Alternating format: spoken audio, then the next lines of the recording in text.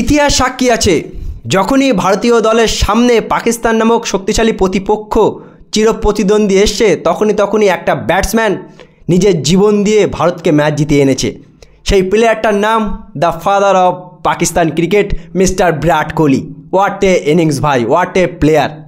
এই বিরাট কোহলিকে কিছুদিন আগে সবাই ফর্মের জন্য গালাগালি দিত বন্ধুরা, আর সেই বিরাট কোহলি আজকে যখন রোহিত শর্মা আউট হয়ে যায় 242 রান চেস করতে গিয়ে সেই বিরাট কোহলি হাল ধরে আর একটা 4 মেরে নিজের 51তম ওয়ানডে সেঞ্চুরিটা কমপ্লিট করে ভারতকে ম্যাচ জেতালো, আর ভারত পাকিস্তানকে আবারও একবার হারিয়ে দিল বন্ধুরা। সকালবেলা অনেক ভয় লাগছিল যে কী হবে, কিন্তু ভাই বিরাট কোহলি যে ছিল, মনের ভেতরে একটু অর্ধেক আশা ছিল যে এই বিরাট কোহলি তো সবসময় পাকিস্তানের বিপক্ষে রান করে। তোমরা এই বিরাট কোহলির ইতিহাসটা আগে তোমরা কখনোই না জানার চেষ্টা করলেও তাকে গালাগালি টোল কিন্তু কম হয়নি। এই বিরাট কোহলি কালকের দিনে যখন ইন্ডিয়ান টিম হোটেলে ছিল 1.5 ঘন্টা আগে এসে ঘন্টার পর ঘন্টা প্র্যাকটিস করেছে, আর সেই প্র্যাকটিসের ফল কিন্তু আজকের ম্যাচে পেলাম বন্ধুরা। অসাধারণ একটা সেঞ্চুরি কিন্তু আমরা দেখতে পেলাম বিরাট কোহলির হাত দ্বারায়, আর ভারতীয় দল চ্যাম্পিয়ন ট্রফিতে পরপর 2টো ম্যাচ জিতে গেল। প্রথমে আমরা বাংলাদেশকে হারিয়েছিলাম, আজকে পাকিস্তানকে হারিয়েছি। ফেসবুকে বা সোশ্যাল মিডিয়ায় একটা ভিডিও ভাইরাল হচ্ছিল যে আইআইটি বাবা মহাকুম্ভ মেলায় ভাইরাল হচ্ছিল, তোমরা জানো। সে কিন্তু ভবিষ্যৎবাণী করেছিল যে ভারত হেরে যাবে।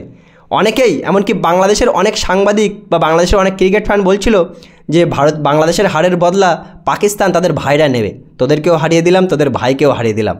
আসলে যখনই পাকিস্তান সামনে আসে তখনই বিরাট কোহলি নামক পাকিস্তানের বাপ সামনে দাঁড়িয়ে থাকে।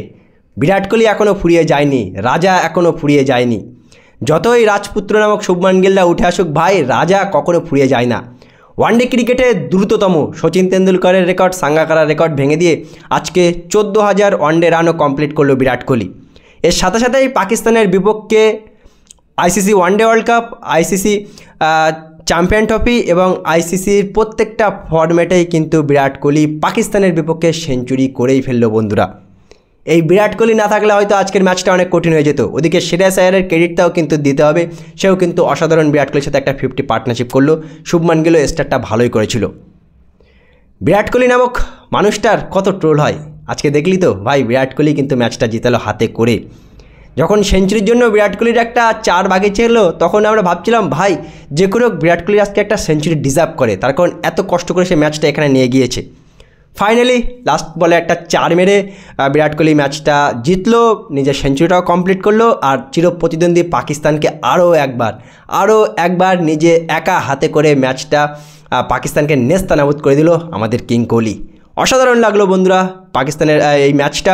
আর ভারতীয় দল সেমিফাইনালে পৌঁছে গিয়েছে, আর পাকিস্তান অলমোস্ট মানে 0.1% তারা এখনও বাইরে যায়নি, কিন্তু তোমরা ধরে রাখো যে তারা বাদ পড়ে গেছে, হোস্ট কান্ট্রি বাদ পড়ে গেছে বন্ধুরা।